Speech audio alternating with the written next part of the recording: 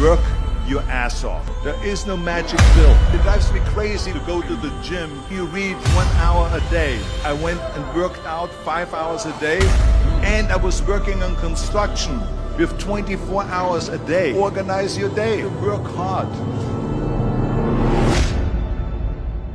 I'm here to talk about success.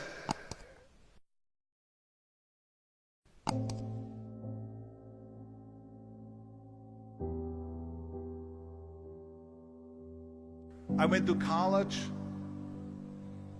I went and worked out 5 hours a day, and I was working on construction, because in those days in bodybuilding there was no money. I didn't have the money for food supplements or anything, so I had to go to work. So I worked on construction. I went to college. I worked out in the gym, and at night from 8 o'clock at night to 12 midnight I went to acting class 4 times a week. So I did all of that. There was not one single minute that I wasted. And this is why I'm standing here today. With the age of 20, I went to London and I won the Mr. Universe contest as the youngest Mr. Universe ever. And it was because I had a goal. You see, if you don't have a vision of where you go, and if you don't have a goal where you go, you drift around and you never end up anywhere.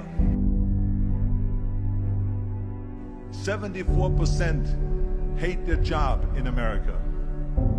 The majority of people don't like what they're doing, because they're really not doing it because they didn't have a goal and they followed this goal. They just aimlessly drift around, and then all of a sudden there's a job opening, so they get that job because you have to work. But then when you work, it's a chore. It's work. It's not fun. So if you think about, only a quarter of the people really enjoy what they're doing in life. So people always ask me, when they saw me in the gym in the pumping iron days, they say, why is it that you're working out so hard? 5 hours a day, 6 hours a day, and you have always a smile on your face. The others are working out just as hard as you do, and they look sour in the face. Why is that? And I told people all the time, I said, because to me, I'm shooting for a goal. In front of me is the Mr. Universe title. So every rep that I do gets me closer to accomplishing that goal, to make this goal, this vision, turn into reality. Every single set that I do, every repetition, every weight that I lift will get me a step closer to turn this goal into reality. So I couldn't wait to do another 500-pound squat. I couldn't wait to do another 500-pound bench press. I couldn't wait to do another 2,000 reps of sit-ups. I couldn't wait for the next exercise. So let me tell you something, visualizing your goal and going after it makes it fun. You got to have a purpose. No matter what you do in life, you got to have a purpose. Muhammad Ali worked his butt off, and I saw it firsthand. And I remember that there was a sports writer that was there in the gym when he was working out and he was doing sit-ups. And they asked him, how many sit-ups do you do? And he said, I don't start counting until it hurts. Now think about that.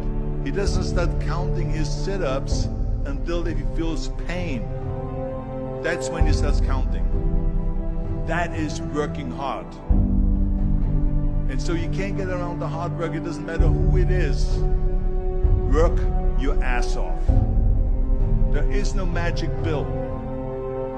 There is no magic out there. You cannot get around. You have to work and work and work. Make sure of this and make sure of that and all that stuff. So it's work. And it drives me crazy when people say that they don't have enough time to go to the gym for 45 minutes a day and work out. Or to do something for 45 minutes to an hour a day to improve. If it is physically improve or if it is mentally to improve. Imagine you read 1 hour a day about history. How much you will learn after 365 hours in 1 year. Think about if you study about the history of musicians, of composers, how much you would know.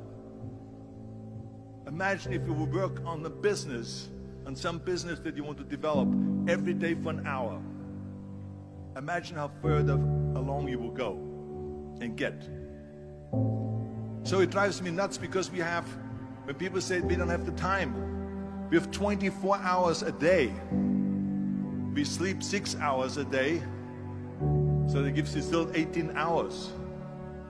So there's someone shaking their head out here in front to say probably, I don't sleep 6 hours, I sleep 8 hours, right? Or just sleep faster. So we have 18 hours a day. The average person works around 8 to 10 hours. So let's assume it's 10 hours, so we have 8 hours left. Then you travel around an hour a day, maybe 2 hours a day. So now you have still 6 hours left. So what do you do with these 6 hours? What do you do with these 6 hours? Then we eat a little bit, then we schmooze a little bit, talk a little bit to people and all that stuff. But you can see how much time there is available if you organize your day. So you got to work hard. I hate plan B. And I tell you why. Because we have so many doubters, as I've said earlier, the no-sayers. We have so many of those people that say no and you can't do it, that's impossible. That is okay because we just turn off, as I said earlier, and we listen and we hear the no being a yes. You can't do it, you can do it, and all of that. So that is possible to do that amongst all the negative people around you. But when you start doubting yourself, that's very dangerous. Because now what you're basically saying is that if my plan doesn't work, I have a fallback plan, I have a plan B.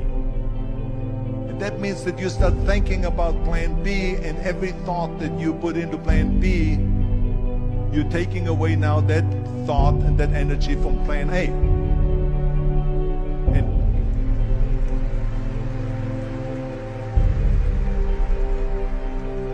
And it's very important to understand that we function better if there is no safety net, because plan B becomes a safety net. It says that if I fail, then I fall and I get picked up and I have something else there that will protect me. And that's not good, because people perform better when there's no safety net. People perform better in sports and everything else if you don't have a plan B. I'm telling you, I've never ever had a plan B. I made a full commitment that I'm gonna go and be a bodybuilding champion. I made a full commitment that I'm gonna be in America. I made a full commitment that I'm gonna get in the show business and I'm going to be a leading man. No matter what it takes, I will do the work. I will do the work over and over and over until I get it. And the same was in politics, in everything like that. So to me, it is very dangerous to have a plan B, because you're cutting yourself off from the chance of really succeeding. And the reason, one of the main reasons why people want to have a plan B is because they are worried about failing. What is if I fail, then I don't have anything else? Well, let me tell you something, don't be afraid of failing, because there's nothing wrong with failing. You have to fail in order to climb that ladder. There's no one that doesn't fail. Michael Jordan said in one of his interviews, when they said, "You're unbelievable, you're the greatest basketball player of all times." I mean, tell me about that. And he says, well, you're just mentioning the successes. But he says, for me to become the greatest basketball player, I missed 9,000 shots when I was playing basketball at the NBA games. So during these games that he was so successful, he missed 9,000 shots. Does it make him a failure? No. He's one of the greatest basketball players of all times, but he failed 9,000 times. Do you get it? We all fail. It's okay.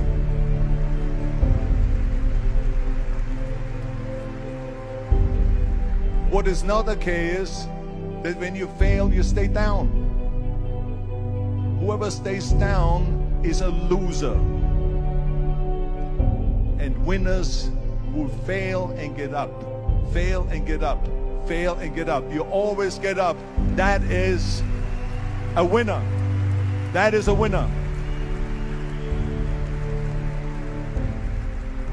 I failed in bodybuilding. I lost bodybuilding competitions. I lost powerlifting competitions. I lost weightlifting competitions. I had movies that went in the toilet and that were terrible and got the worst reviews. And in politics, I remember I had many of the initiatives on the ballot, and we lost. My approval rating in California went down to 28%.